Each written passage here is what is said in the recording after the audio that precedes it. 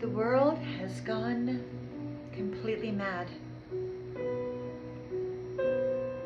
It's so strange the way people have been behaving. Who would have known? Who would have known, really? It's interesting. Remember that movie, Invasion of the Body Snatchers, with Donald Sutherland? I remember it when I was a kid, and I was so fascinated by scary movies. I loved scary movies.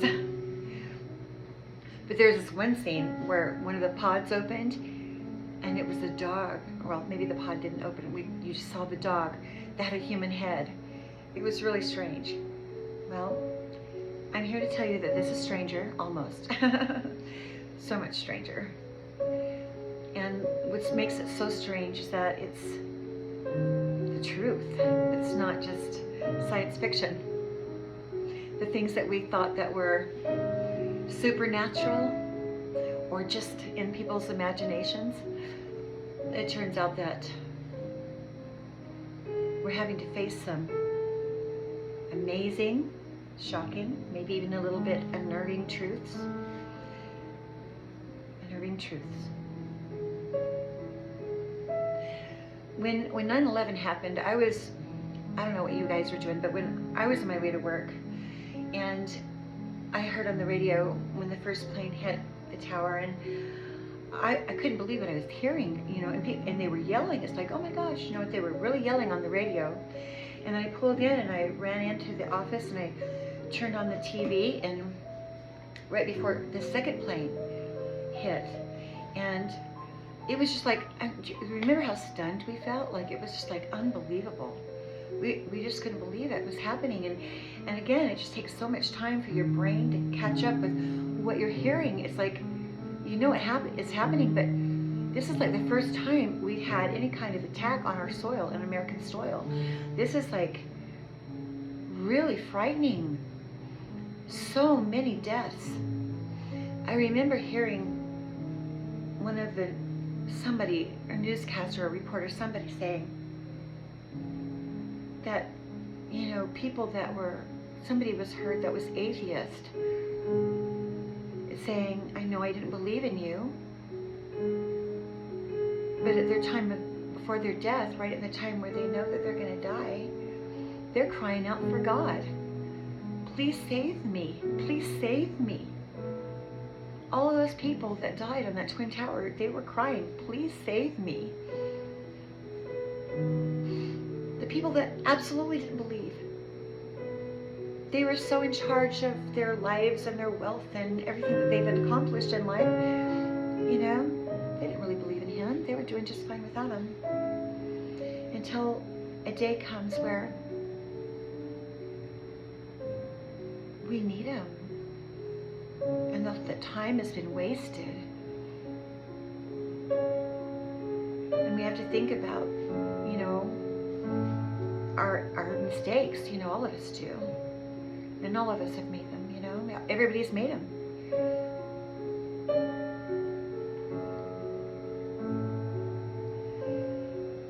I feel like I'm in actually a pretty good episode of Twilight Zone, trying to figure out what's reality and what is not. That was probably the first movie that addressed what seems to be to what actually really is happening. And I'm so idealistic, and that's probably why people thought of me so as immature, because I saw things with loving eyes. I saw things through my eyes that thought the best of people, and not every person, of course. I mean, when I left, my ex, this last one, back in 2008, I was over the top done. I was so done. It was just more than you could even imagine.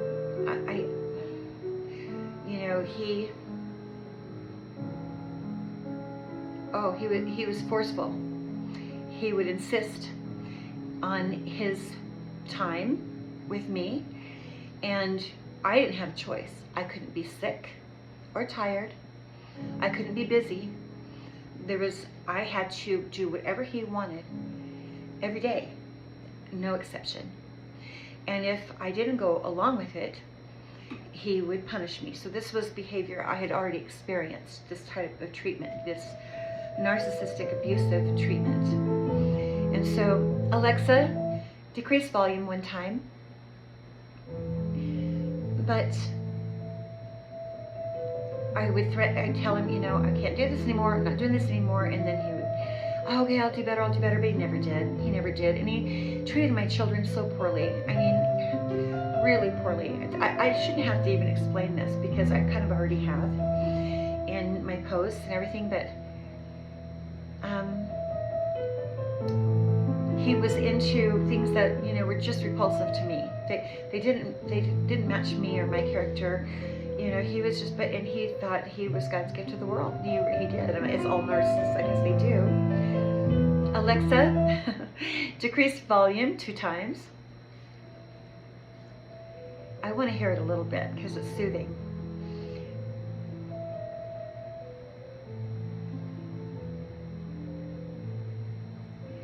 But when we found out that he had a brain tumor,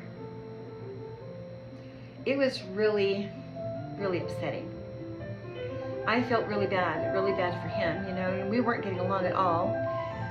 And it was really a shock for both of us that was what was happening. But I shifted my emotions a little bit because even though I didn't want to be with him, it just changed, for me. I just thought, now what am I going to do? Because I have to take care of him, and my feelings totally shifted. I wanted to do the right thing because I'm a nurturer. That's what I do, and so but he was even violent. And I understand a little bit because I don't understand violence, but he shoved me up against the wall and was really upset when because he was going to have a brain tumor and here I was free or whatever was going on in his mind, that it was happening to him and not me, and I was free, or whatever, but it was really strange. And I tried to be patient because I would be terrified too. I really would be. And but you have to remember, Kent was really abusive, and I knew that he was interested in this lady that he was taking to Sundance too. He was taking her to Sundance, and then one day that they wrecked, the Porsche, and it didn't take much to figure out why, the likely reason why.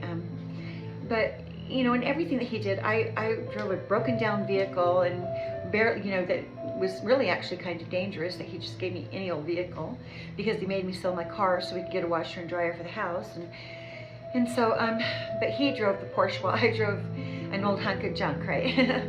and people would say things to me like, why does your husband not get you a good car, but it's like, I don't know. But he was just, that's just the way he was. And believe it, back then he didn't want the home teachers to come over. He didn't want me talking to anybody from church without him present. I wasn't allowed to go to the bishop.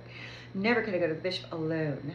That would be just like I would be a traitor, So he really had me very, very isolated. Oh, listen to this move. Da da da dum. Da da da dum. Well, I tell you these things because I know that he is responsible for a lot of what's going on. Because I found out that for the last 10 years, see the tragic music, perfect timing. He was stealing from me for 10 years.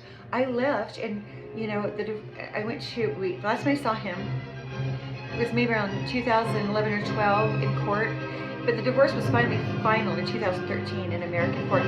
Alexa, turn the volume down one time. So the divorce was very final, and at that time, you can imagine, I wasn't interested in, meeting anyone new or anything for a very long time. I wasn't even slightly interested in it. But, and I never, when I left, I never wanted to see him again. But anyway, here he is stealing from me for the last 10 years. And I find out that that's happening. And that he it's stalking me. You know, he wasn't even on my mind. I mean, I never thought about him. He was never even on my mind whatsoever. Alexa, that Beethoven, he's a real rock star. I'm not quite sure how to help you with that. Alexa can't help me with the fact that Beethoven's a rock star. Alexa, reduce volume 2 times. Anyway, I also learned that I wasn't getting all my mail. I wasn't getting all my mail. And that was weird. And I was asking, you know, because I had roommates, I thought, well, they could get my mail or actually, you know, put it someplace maybe, and maybe that was what was going on. Before that happened, I had come on Facebook and I had said, you know, when I'd find out, how did I find out? Oh,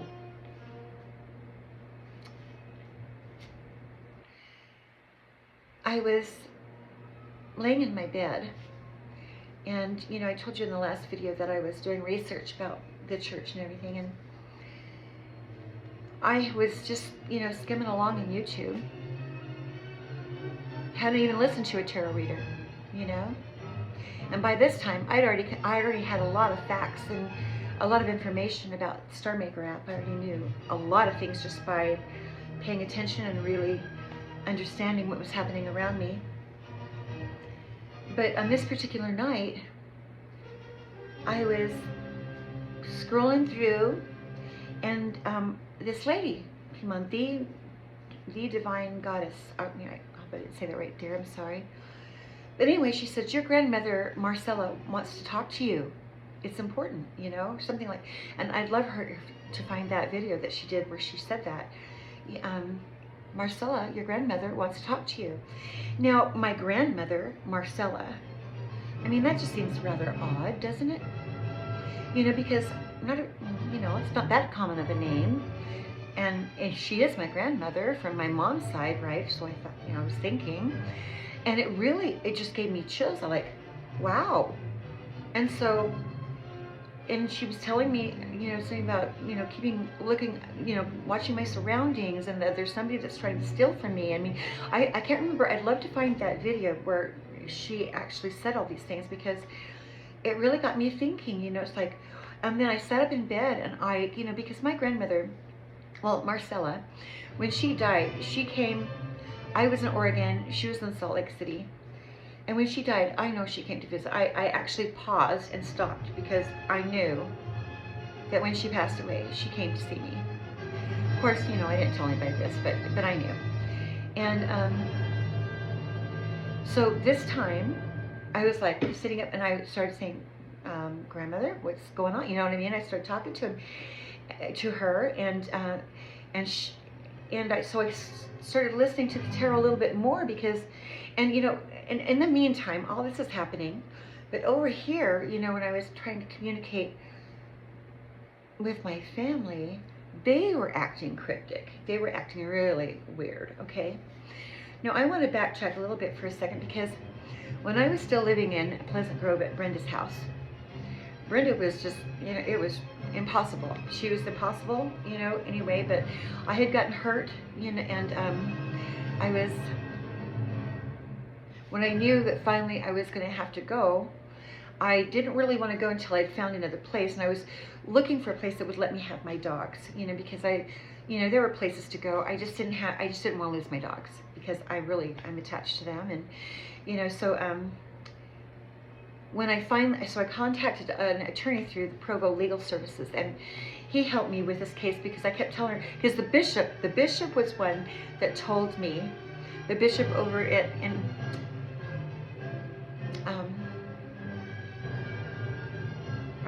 what is it?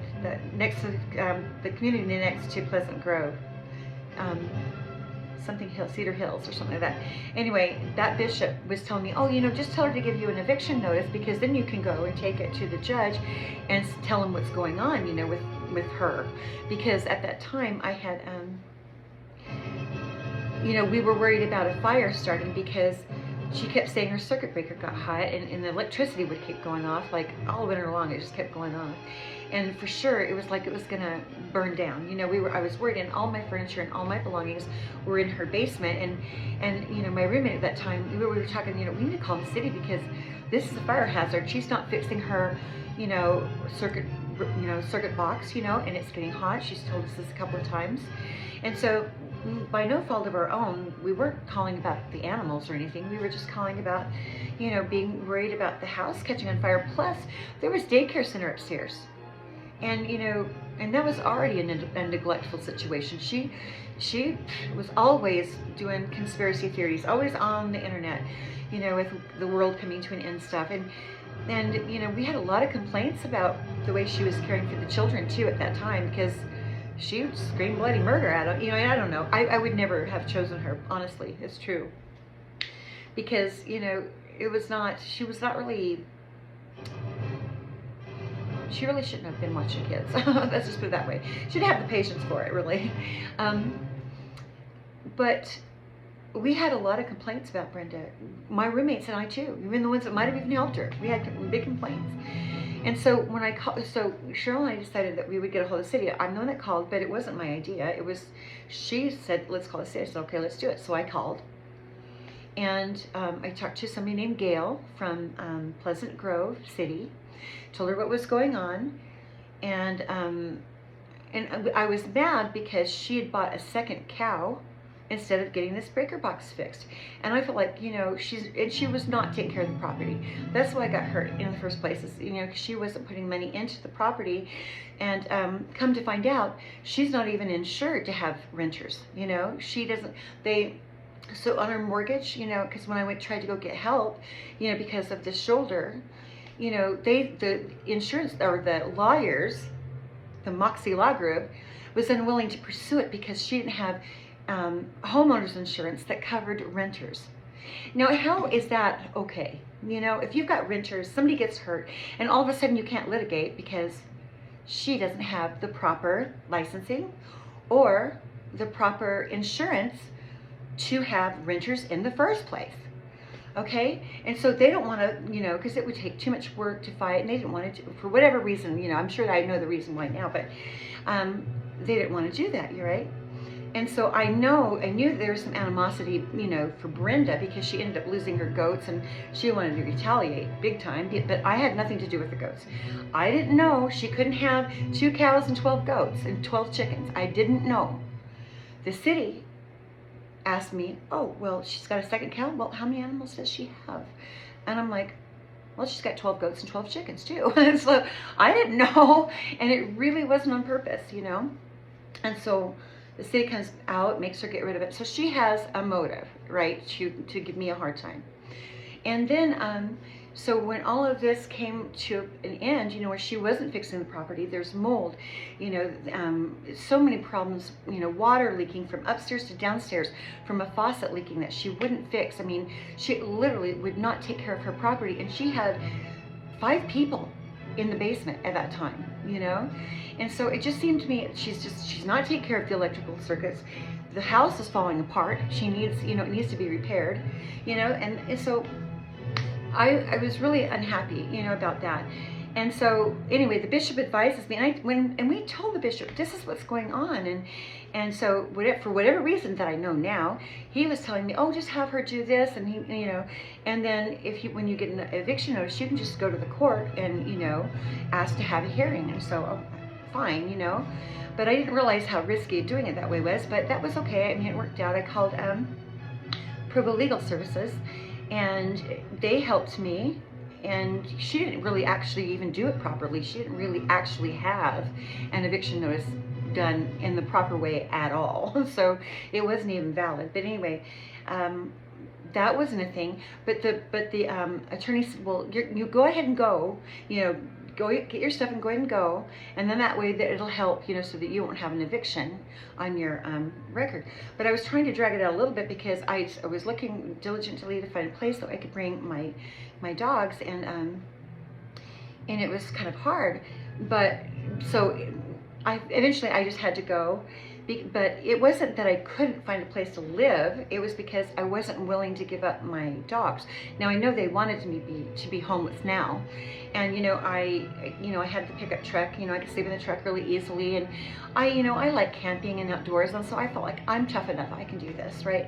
And then plus I could go to my son's and if I needed to, and take a shower, wash clothes, hang out there. So I wasn't doing the hobo thing, okay? I wasn't starving, I wasn't doing the hobo thing. But because it was in July and it was so hot, it was taking a lot of gas for the air conditioner.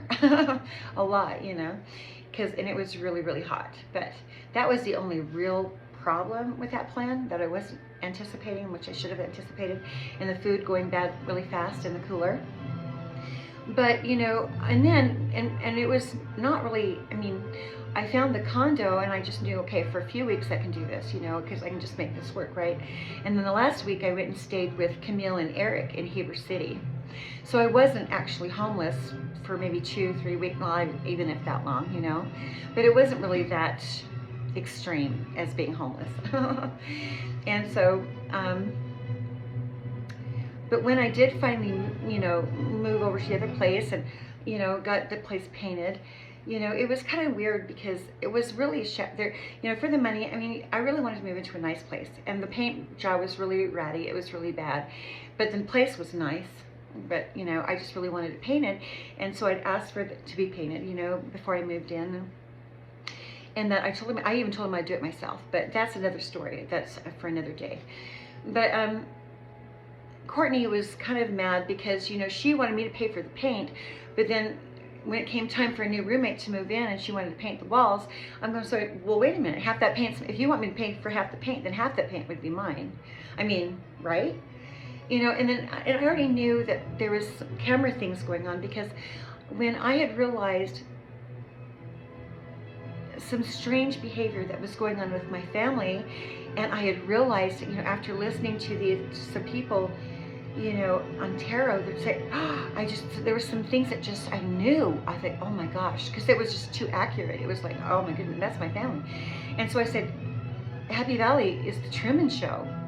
That was the first thing I said. And then I said, I admitted, on Facebook that, that I had a visit from, my grandmother and, some people that had passed on. And that was absolutely true.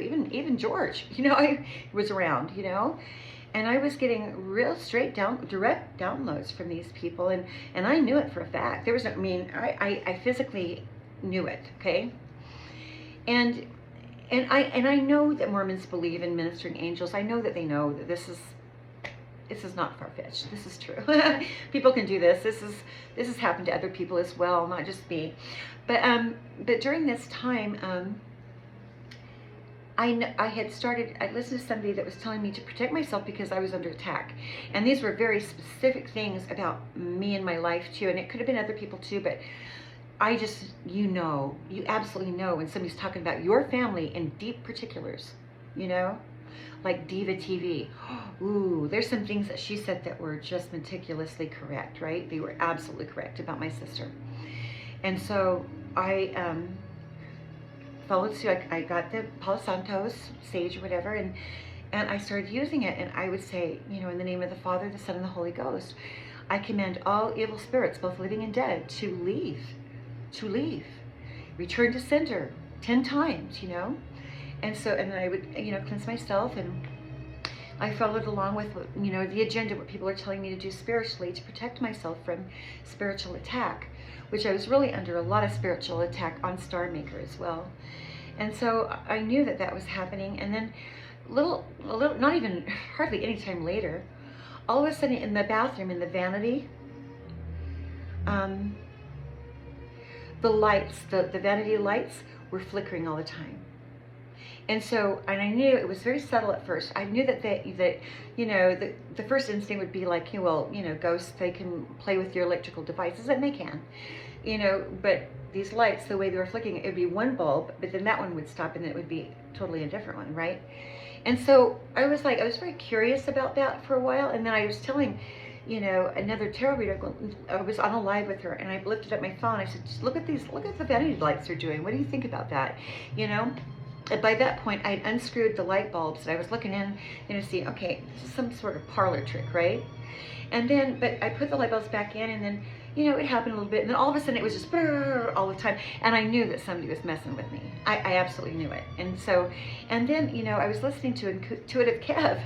He's an amazing guy. I love you, Kev. He knew already what I was even putting in my bath water, like I was putting the salts in, that he had particulars on certain things that I was doing. And I figured out, how did you know that? I mean, certain people were coming up with things telling me you're under surveillance, and my phone was crapping out. It was doing really weird things. My sister Victoria was coming into Facebook, unfriending me, blocking me, and then coming back in and friending herself, and I watched her do this several times, and then the people, and then I went and I blocked everybody, and then I go in there and I'm still able to send them music. How is it that I'm able to do that after I blocked this person? It was just weird, but I wasn't talking to him. I told him, I first told him, it was Victoria that said to me, I think that you're being, I think you are, have been hacked or something. And I said, I think you're right, so I thought that she was warning me, but then I told her about Star Maker. I said, there's this really creepy guy from Star Maker that's following me around. You need to be really careful. I mean, these people are Luciferians, they're not good people, and be really careful. I've been watching them for a few years, and I know what they're doing, and so I warned her. In fact, I'm not sure what it was. I'd have to go back and look that she said, but I said something to her. I thought that you and I, we served the same God, I thought we, prayed to the same guy, what's going on with you? Why are you, because I could tell that she was treating me coldly, she was being very cold. And it was so obvious. And then in another phone call that we had, I was having a conversation with her, and some of the things she was saying and the cold way she was behaving, I won't go into all the details, but and then I find out that there's this other lady, Vicky. That George had another daughter that lives in Mississippi, and I wonder how long they knew about Vicky, and they just decided not to tell me. I mean, and then Loretta and Lavoy come up from, Mobile. These are people that you would think that would want to see me after so many years, but no. So I knew that they were hiding something, and Victoria said, Loretta's coming up, but she wouldn't go any further. Why? Or wouldn't invite me? It was just really, it was really obvious. And then when the Vicky person came up, and all the stuff going on in my social media, I mean, it was pretty obvious. And then it took me a while, but I finally went to Facebook, said something, this account is hacked big time, which I'm sure they already knew that. And so it stopped for a minute, but not very long, right? YouTube, TikTok, Instagram, all of it, controlling my views, making it really hard as they could for me, okay? So I really knew that there was something that was really going on. And then, but people would say, when I would listen to a reader, they would say a little bit, and then all of a sudden I would know the rest of the story. They would say, well, so-and-so, you're like, Astria 5D, she said, your brother, he's really nervous right now. He's getting ready to sign a document. And he's really, in a way, he's kind of sad because he's sad for your sweet dreams. And she said it exactly like Jason would say it. And Jason is my brother. I thought he was my brother. And he's my younger brother. He's my only brother that I know of. So I immediately, the spirit, when it hits you, it just hits you so hard, exactly, and I was terrified for him. The first thing that came to my mind is, these people are thugs. They could kill him. They could literally kill him. And, I didn't care that I wasn't getting along with my brother that well, and, I wouldn't want anything to happen to him. And I was crying. I was like, oh my gosh, these people, they're awful. I just really felt like his life was in danger. And so immediately after Astria said that, I get on Messenger and I to Jason, I put a picture of a prison cell, and I said, don't do this. These people, they're bad. These are bad people. And so and I did. I put a picture of a prison cell, and don't do it. Don't do it. And I had gone to the general chat, and I had responded and said, trying to figure out what's going on. You know, people were acting like nothing was happening.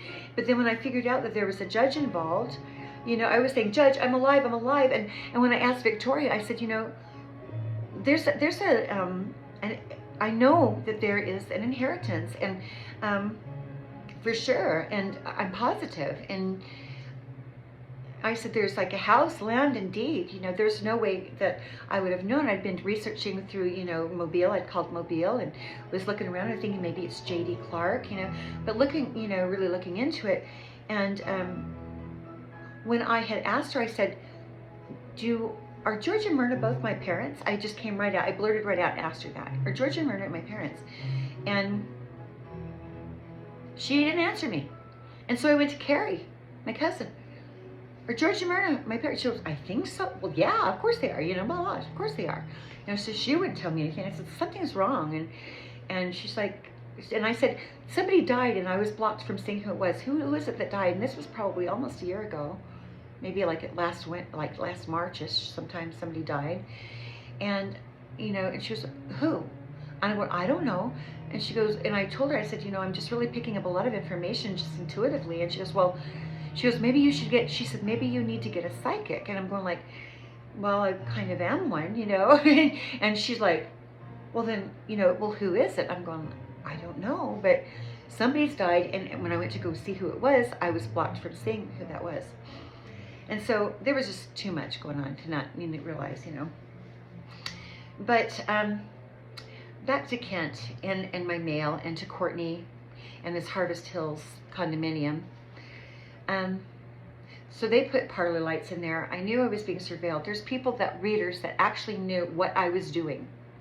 Right, and then about in June was when I got on to Tony Robbins and Dean Graciosi's mastermind, and I went to it, but I don't really like to do the mass, euphoria thing where everybody joins and everybody's all pumped, and because to me, you're not really dialed into your own feelings. You're picking up everybody's energy, and you're excited because everybody's excited. You're just kind of on the bandwagon, and I just feel like that's just too easy to lure people into doing something that maybe they don't want to do, So I had to back off, and then plus, I got a message that you don't want to tell these people what you want to do, because you don't tell people that because they'll sabotage you. And so with everything going on, I didn't want to admit anything that I was interested in to anybody. And I got out of the masterclass. I didn't continue with that. And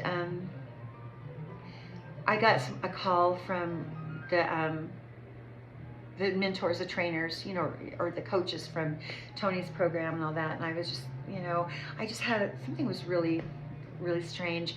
And then I was invited to this Unstoppable by Sage Robbins and Tony Robbins, and they were showing me other people that had been videoed,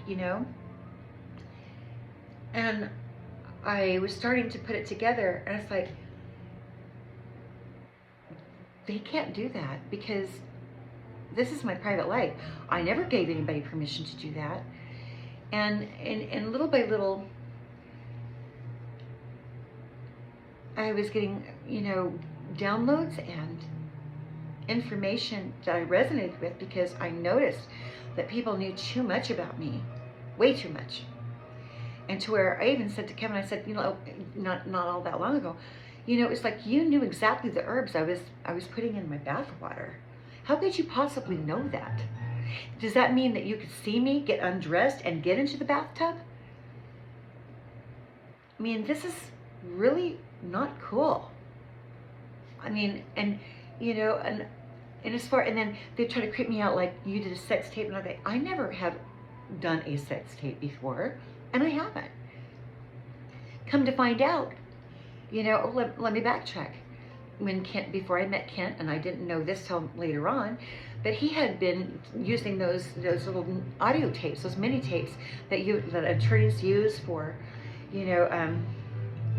their clients when they're trying to get, the problems to resolve a case. Anyway, so he would put these. One time I caught him put a little tape recorder under my pillow.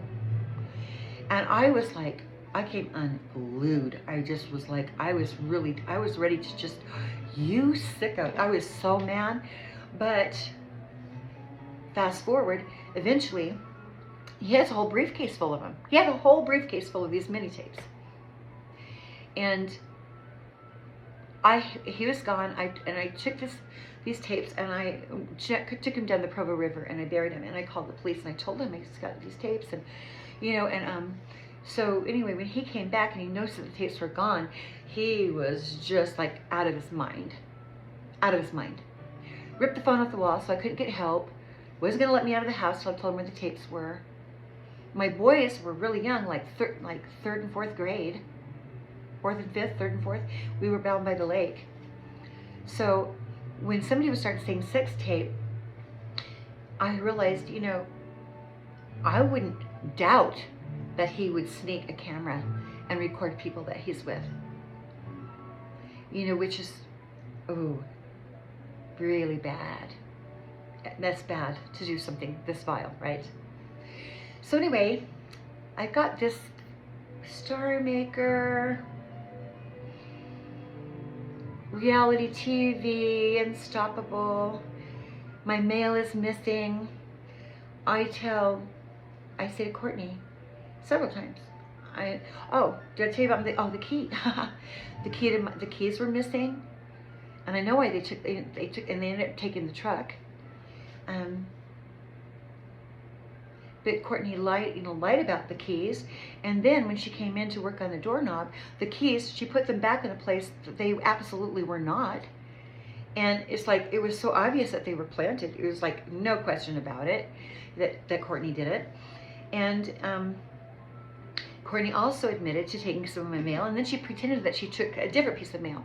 But I told her, I'm looking for mail from the courts, and and they just kept lying to me. And then all of a sudden, I go, I need to get, this information from the DMV, but I didn't get any information from the DMV about my registration. I didn't know. And so, but I had gone out to go do a video at a park, and for no reason at all, no reason whatsoever, I was pulled over, no reason. And the police said, well, your registration is not valid, it's suspended. And I had no idea. And I told them, I'm not getting my mail, and I never got anything from the DMV, so I didn't know. And I never would go very far. Didn't go very far. And so, anyway, they took the truck, and then it ended up costing like $400 or $500 just to get it out of the impound. I didn't have it. I didn't have it. Went to court, jumped through the court thing. I told the judge what I knew was going on. I was like, I know that my ex-husband applied to be city attorney for Saratoga Springs in the past, so I knew he had affiliations, with Saratoga Springs and the city attorney that's there. And by this time, I'd already gone to Pleasant Grove Police to report my mail missing from there. I went back to Brenda's to try to get my mail, and she would barely even open the door. I'm a Christian. She wouldn't say yes or no. She said, I'm a Christian. As if, like, what are you hiding? She was hiding something. It was really weird. So I went and filed a report for missing mail in Pleasant Grove. I called up and I wrote, or actually I called Saratoga Springs, and I also wrote saying there is an inheritance that I believe my family is taking from me. And I gave him my brother's name, and he's in Harriman, and and he wasn't really very helpful at all. And then I wrote to the city of Saratoga Springs like probably 3 times, telling him, I'm getting harassed by my landlord. I'm not getting my mail. My mail is missing. And so I'm really communicating with these people. And so speaking of mail, well, when I left Saratoga Springs and I moved over here, where I'm at, the first thing I did the next day, I went straight to the post office, changed my mailing address so that my mail would immediately come to me. But it still wasn't coming. It still wasn't coming. And so I went and I talked to the manager at Lehigh Post Office, and, I did it, eventually I did it again, saying I'm not getting my mail. And then, it wasn't very long ago, I got this letter here. It already had the new address already on it. It was already on it. And yet, there's a note here. It says, Cameron Smart, please deliver to Treva Vale. Why would they have to give instructions to deliver to Treva Vale when my address is, my changed address was already on the letter? The change had already been made, but my mail was being held back, and he had to have instruction to send my mail to me. So it was really physically being stopped, you know? And so that was really strange that please deliver to Treva Vale when it already had the new change of address on it. Still not getting court documents, still not getting my mail. And, you know, I've learned by trusted allies that Jason, my brother, my sister, Kent, it could even be Courtney. Courtney would do it because she's a part of this, the ex-landlord. Any of them, really. You know, because it's pretty, Saratoga Springs is like 10 minutes down the street, really. And so, this is true. This is exactly what's happening. Then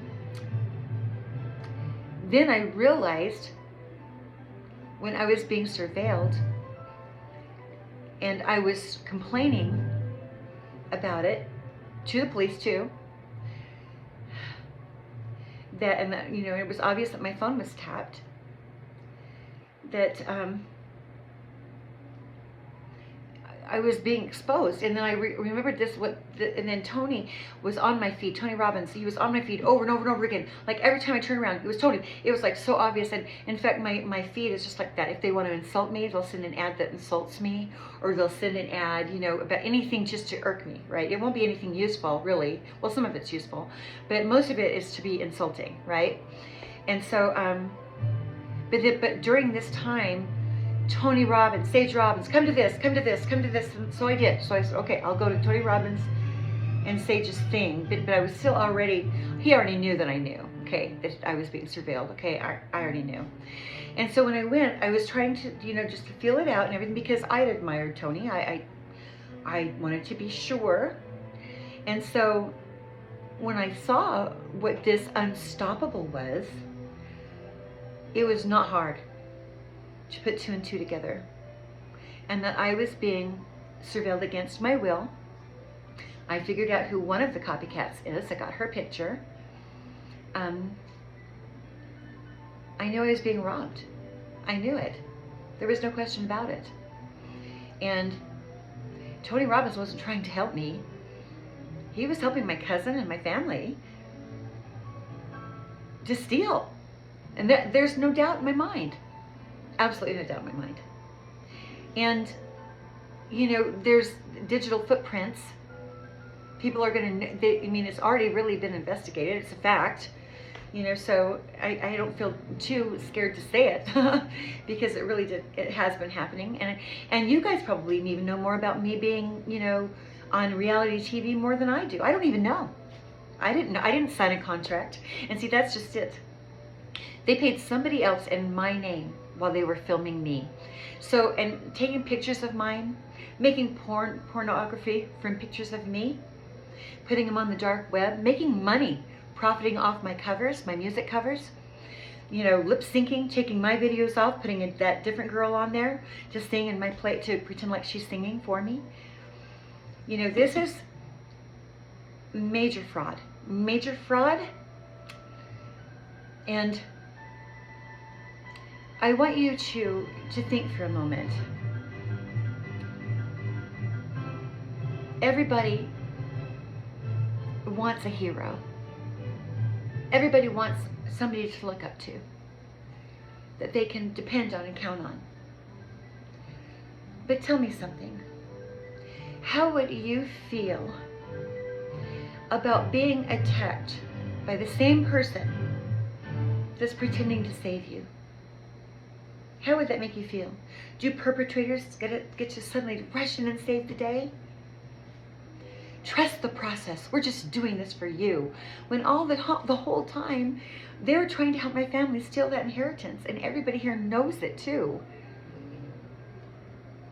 And we need to be careful of false saviors coming in, pretending to be something that they're not, creating false scenarios only to turn them around and make them opportunities to make ourselves look great.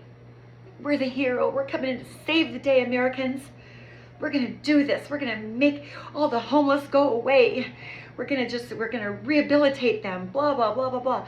Well, the first mistake they made was that I wasn't actually technically, yeah, there was a minute that I didn't have a place to go, but I wasn't a homeless bum. Never was I a homeless bum, ever. I was depressed. And I explained on the last video, or a couple of videos ago, why. I had really solid reasons to be depressed. But it was just so plain. It was plain as the nose on my face what was going on. And, so the whole agenda here is that there's this big program called Unstoppable, to where we can take these poor, drug-addicted, alcohol-addicted people, and we can help them and make them better. And everybody's going to think that we're just the greatest, and we're going to make so much money. And if there's a chance to steal from them first, let's do that. We'll take their money, make ourselves really, extra special, and then just give them back their own money a little bit. Not the whole thing, just a little bit. Now, ever since I figured out what was going on, I have been under extreme attack. Emotional attack, and I know that many of you are very, very much aware of it. You know very well what I'm saying is true, and so do a lot of people. They do. It's just the truth. And no matter whose idea it was to save the day, save America, rehabilitate people, even people that weren't harming anyone, they were living their lives, not hurting anyone. Because I had that money that I wasn't aware of, I was under attack for my whole entire life. So they targeted me because they wanted to get away with stealing. They wanted to make me look like I was something that I was not, so that people would dislike me, even hate me, want to end me. And it was not even true, and some of you even knew, and yet you went along with it. I feel really bad for you. I do. And then for me to have known these things that were coming to pass, that I figured out, believe me, these are really short. I can hear almost, now I've gotten so good at this, I can almost hear them talking to me in my head. It's not just images anymore. They can actually talk to me and I can hear them. And it's like, oh, she's really crazy now because she's hearing voices. But no, there's somebody that can actually talk to my brain and I hear them. That's not even a joke. And I'm getting really, really good at reading between the lines, picking up energy. And I don't say this because I think I'm anybody like a hotshot or anything like that. But I'm telling you this because I know. And because I know, you've been attacking me.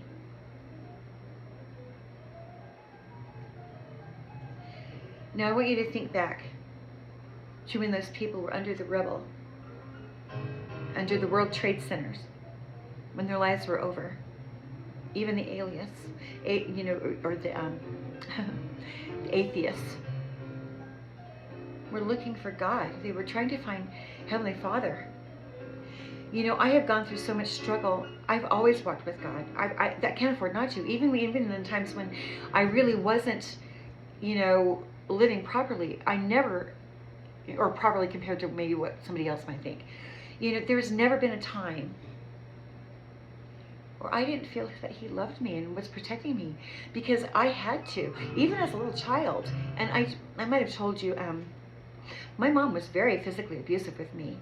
She would beat me all the time. And there was one time,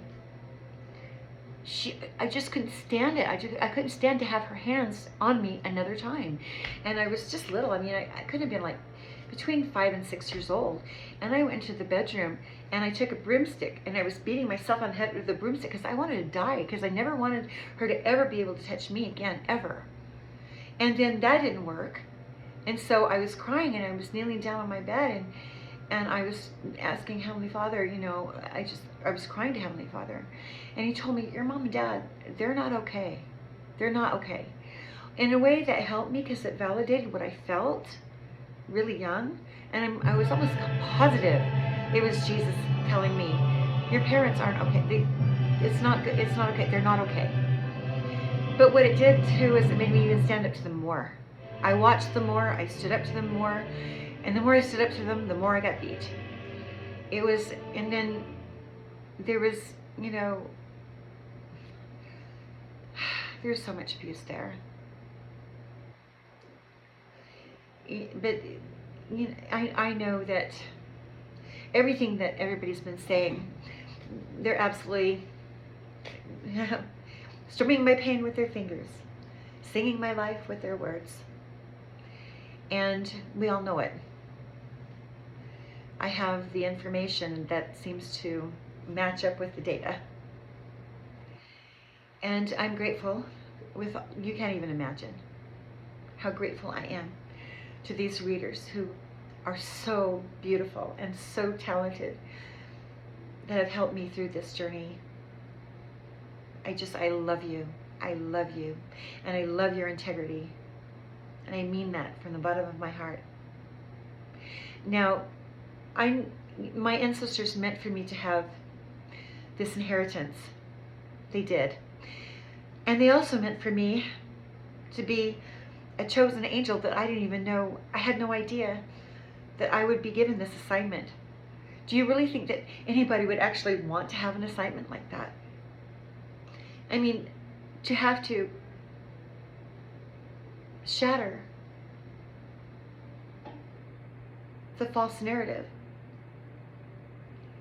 Truth is stranger than fiction. And even though it doesn't feel like it right away, truth does set you free. And when I'm talking about these constitutional laws and protections, that is the only thing between us and the government that's protecting us. If we lose that, we might as well live in North Korea. We might as well live in, Russia. I'm not kidding. It's that serious.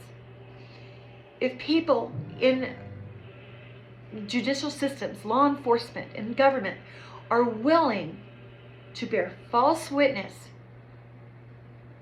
to commit fraud, high crime fraud, support others that are committing big crimes, and are willing to also bribe and obstruct justice. If we go along with it, my fear is if they get away with this, what else is going to happen to us? We'll be just like blindly, it's like blind faith. Blind faith, as long as they blindly believe us, we're just going to go along with the program, and we're not going to be asking the questions that we really need to be asking, because we all are aching for the Lord to come back. We are aching for Him to come back and save us. And we were warned that there could be people that would come in and pretend to be Him that weren't Him, that want to save us and get all the glory for doing it, but it's not really the Savior doing that. This is why, and even at the beginning when I was saying to you, it's just about having religion. It's not really about that. It's having a personal, intimate relationship with the Savior. Feeling like you are in a partnership. And that when you do follow that, you're protected. You're making really solid decisions. You're not letting society and the world. Now Beethoven's getting really strange right here. Can you hear that? I don't know if you can. It's like really weird. Beethoven, the rock star. But I'm just telling you that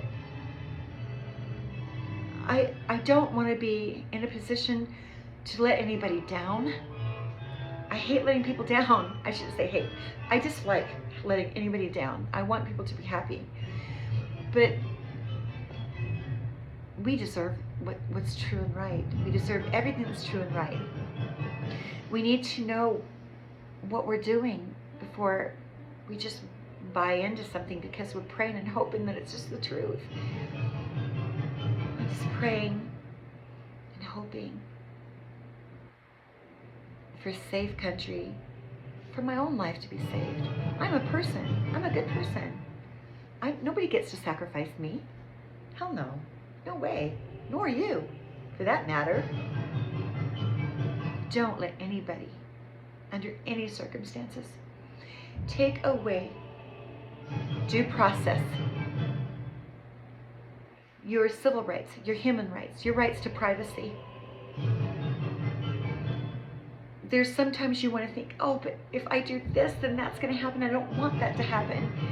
But at what point do we just say, you just got to tell the truth? There's nothing else to do but just be honest. There's no other road to take. If you're really on the side of love and God and truth and your own protection. If I were to lie, or if I was to be coerced, bribed into doing something, it would be on me. And believe me, they'd make sure I knew that I was part of it in some way. And I'm not. Nobody's telling me anything. The only people that are telling me little pieces and bits and everything are my friends that are reading, and then I take what they have and then I'm able to expound upon more of it because I know what they're leading up to. So I'm telling you, the truth will set you free. It may not feel like it right now, but we deserve to be in a safe society. And if we aren't careful about our safety and the laws that are supposed to be protecting us and the people that are in these positions that should be protecting us, we are in huge trouble. We have shit creek without a paddle. Now the time has come to choose your path. Are you going to be a praying person that loves your Savior and really means it? Are you just going to keep being the kind of person that wants to see what you can get away with? Because one way or the other, it all boils down. Alexa, stop. She knows exactly when to make the crescendo out of noise for Beethoven. He was getting pretty reckless there. But we owe it to ourselves to make sure that we're making good decisions, that we don't let people falsely stand behind God, pretending that they're all this, when really they're not. And that was one of the first identifiers, is I knew that there were people on YouTube that were talking a lot of talk, but then there were things that just didn't add up. Like if you see a picture of Jesus and he's looking angry, or Jesus is looking like the devil, or if there's a swear word on the cover, you can be sure, no matter what, even if they call themselves God's glory, and they have a swear word in their title, or Jesus is looking like a demon, chances are they ain't for real, okay? I mean, it was like, you know, you don't resonate with me because that's not what Jesus does. He doesn't act like that. He doesn't behave like that. He doesn't treat people like that, and he doesn't talk like that. You know, he talks, you know, with exquisite eloquence. Not like we do in society today.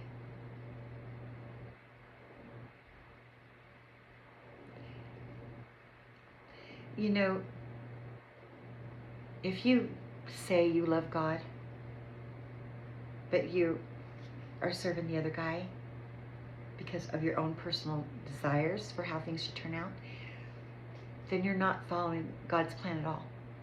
You're, in fact, even in your mindset, going after this thing that you just have to have, and you're willing to do anything at all costs to make sure it happens just this way, and you don't even stop, and you're willing to commit crimes to make sure it goes down that way too. You can't win. You can't win. It'll come out, even if it was for the right reasons. You can't sacrifice people for an agenda. You can't dehumanize poor people just to fit in this box like they don't matter, because they do. No matter What, and it has nothing to do with race, or I mean, it probably does have something to do with race, religion, and having, you know, people, the norm. They want us to believe in Christianity, really, and I'm not talking about the good Christians that really, I mean, the ones that really are faithful. It's just that if you let religion rule everything, they get to decide who. They get too much power, and it's the same thing that happened in medieval times.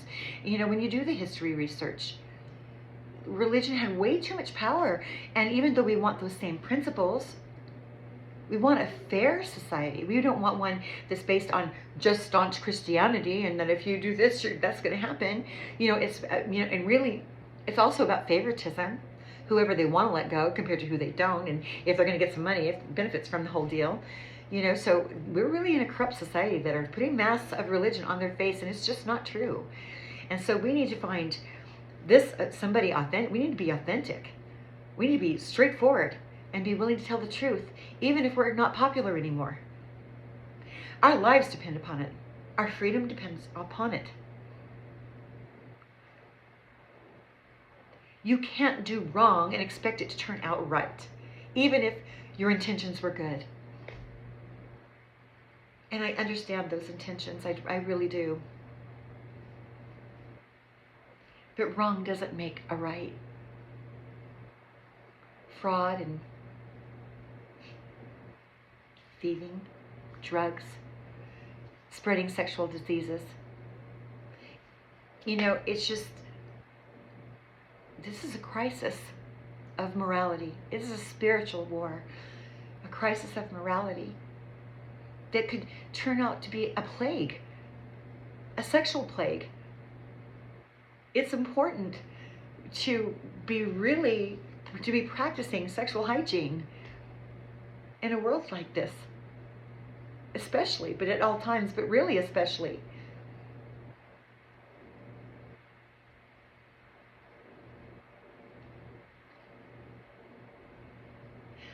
I know God loves me. I know it.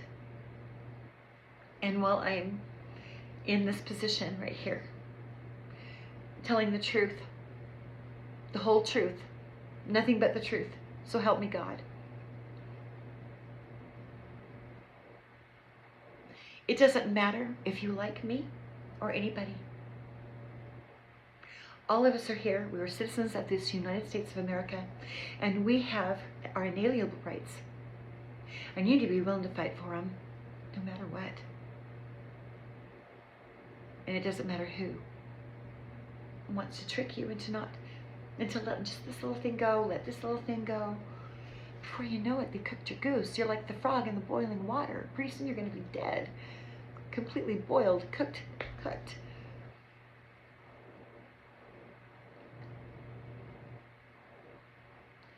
Now,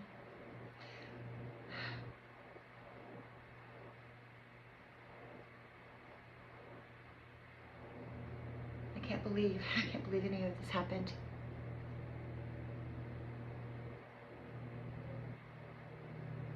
It's kind of weird, isn't it? Strange. But I am representing a power of one person. Yes, I've got gifts. That's true. Maybe you don't. But the truth, being able to tell the truth, is a real gift. Don't be afraid to use that. When something's going wrong, it's going down wrong, and you know it, you have every right to complain. Demand your government to work for you. It isn't the other way around. They're not the ones that are supposed to be in charge. It's supposed to be us. We, the people. It's our country. Our country. It isn't their country. It's ours.